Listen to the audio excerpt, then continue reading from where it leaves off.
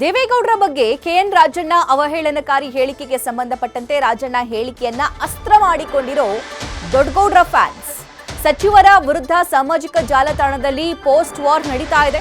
ಹಾಸನ ಲೋಕಸಭಾ ವ್ಯಾಪ್ತಿಯಲ್ಲಿ ಹೆಚ್ಚಿದ post war. ಪದೇ ಪದೇ ದೇವೇಗೌಡರ ಬಗ್ಗೆ ರಾಜಣ್ಣ ನಾಲಿಗೆ ಹರಿಬಿಟ್ಟಿದ್ದಾರೆ. ಮಾಜಿ ಪ್ರಧಾನಿಯ ಬಗ್ಗೆ ಮಾತಾಡಿದ್ರೂ ಕೂಡ ಕಾಂಗ್ರೆಸ್ ಸುಮ್ಮನಿದೆ.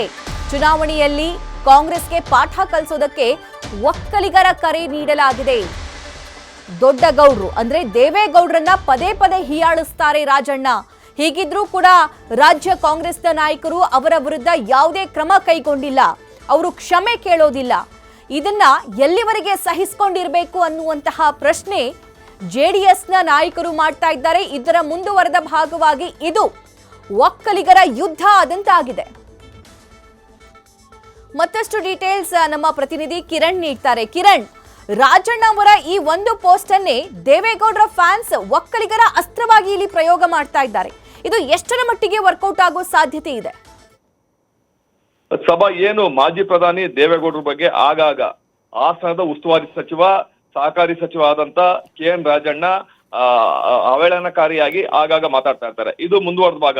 ನಿನ್ನೆನೂ ಕೂಡ ಇದಕ್ಕೆ ಸಂಬಂಧಪಟ್ಟಂತೆ ಏನು ಹೇಳಿಕೆ ಕೊಟ್ಟಿದ್ರು, ಈ ವಯಸ್ಸಿನಲ್ಲಿ ಬೇಕಾ ಈ ರೀತಿ ಬಿಜೆಪಿ ಜೊತೆ ಮೈತ್ರಿ ಬೇಕಾ ಅನ್ನೋ ಒಂದು ಹೇಳಿಕೆ ಕೂಡ ಕೊಟ್ಟಿದ್ರು. ಅದಕ್ಕೆ ಸಂಬಂಧಪಟ್ಟಂತೆ ಈಗ ಏನು ಸಾಮಾಜಿಕ ಜಾಲತಾಣಗಳಲ್ಲಿ ದೊಡ್ಡಗೌಡರ ಅಭಿಮಾನಿಗಳು, ಮಾಜಿ ಸಚಿವ ರೇವಣ್ಣವರ ಅಭಿಮಾನಿಗಳು ಹಾಗೂ ಏನು ಕುಮಾರಸ್ವಾಮಿ ಅವರ ಅಭಿಮಾನಿಗಳು ಈಗ ಇವರಿಗೆ ಅಂದ್ರೆ ಮುಂಬರುವ ಚುನಾವಣೆಯಲ್ಲಿ ಕಾಂಗ್ರೆಸ್ಗೆ ತಕ್ಕ ಪಾಠವನ್ನು ಕೊಡಬೇಕು. ಆ ಕಾರಣಕ್ಕೋಸ್ಕರ ಒಕ್ಕಲಿಗರೆಲ್ಲ ಒಂದಾಗಿ ಕಾಂಗ್ರೆಸ್ ಸೂಕ್ತವಾದ ಪಾಠ ನಾವು ಕಲಿಸ್ಬೇಕು ಅನ್ನೋ ಒಂದು ಅಭಿಯಾನ ಕೂಡ ಮಾಡ್ತಾ ಇದ್ರು. ಯಾಕೆ ಅಂದ್ರೆ ಕೇಳಿ ದೇವೇಗೌಡರು ಏನು ಮಾಜಿ ಪ್ರಧಾನಿಗಳು ಇವ್ರ ಬಗ್ಗೆ ಮಾತಾಡ್ಬೇಕಾದ್ರೆ ಸಚಿವರ ಸ್ಥಾನದಲ್ಲಿರಂತ ಕೆಎನ್ ರಾಜಣ್ಣ ಯೋಚನೆ ಮಾಡಿ ಮಾತಾಡ್ಬೇಕು. ಹಗ್ಲೆಲ್ಲ ಇದೇ ರೀತಿ ಅಂದ್ರೆ ಪದೇ ಪದೇ ಅವ್ರ ಬಗ್ಗೆ ಅವಹೇಳನಕಾರಿಯಾಗಿ ಮಾತಾಡ್ತಾರೆ, ಲಘುವಾಗಿ ಮಾತಾಡ್ತಾರೆ, ಹಗುರವಾಗಿ ಮಾತಾಡ್ತಾರೆ.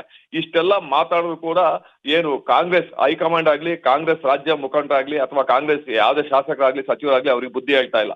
ಈ ಕಾರಣಕ್ಕೋಸ್ಕರ ನಾವು ಒಕ್ಕಲಿಗರು ಅಂದ್ರೆ ಹಳೆ ಮೈಸೂರು ಪ್ರಾಂತ ಏನಿದೆ ಈಗ ಹಾಸನ, ಮಂಡ್ಯ, ಮೈಸೂರು, ಚಾಮರಾಜನಗರ, ತುಮಕೂರು ಏನು ಇದೆ, ಈ ಎಲ್ಲ ಒಕ್ಕಲಿಗರು ಮುಖಂಡರು ನಾವು ಒಂದಾಗಬೇಕು.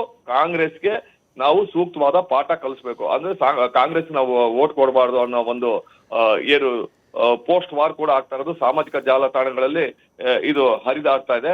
ಇದಕ್ಕೆ ಸಂಬಂಧಪಟ್ಟಂತೆ ಮುಂದೆ ಯಾವ ರೀತಿ ಅಂದ್ರೆ ಒಕ್ಕಲಿಗ ಸಮುದಾಯದ ಯಾವ ರೀತಿ ಏನು ಕ್ರಮ ಕೈಗೊಳ್ತಾನೆ ಅನ್ನೋದು ಕಾದು ನೋಡ್ಬೇಕಾಗಿದೆ. ಸಭಾ thank you Kiran. News First ನಿರ್ಭೀತಿಯಿಂದ ನಿಮ್ಮ ಪರವಾಗಿ.